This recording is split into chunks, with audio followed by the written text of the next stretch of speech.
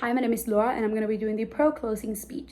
So first, I'm going to clarify something that the software for this tournament is 15 to 30 seconds leeway. 50 seconds were used at the beginning of the speech for an off-time roadmap and introduction. I also apologize if the opposing team felt attacked by the time issue. So with that said, I'm going to go into an off-time roadmap first. So first, I'm going to go into framework, the reputations, defense, and voting issues.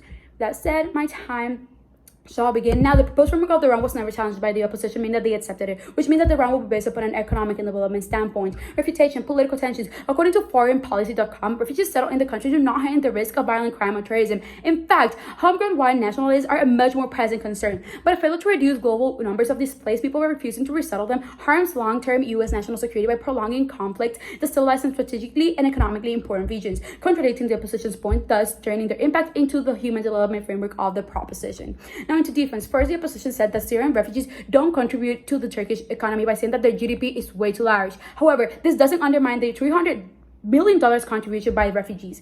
The opposition said how I misunderstood the argument. However, the argument on behalf of Germany and Denmark at ethnic specificality, so it is on topic. The opposing team also stated how Germany and Denmark have an anti-hijab legislation. While this violation of women's rights is serious, when talking about refugees that fled their country for war or any other extreme conflict, the issue of hijab falls short on an impact level, which I also refuted by saying how religious and ethnic diversity will still exist because immigration still will exist. Thus, this argument is not unique.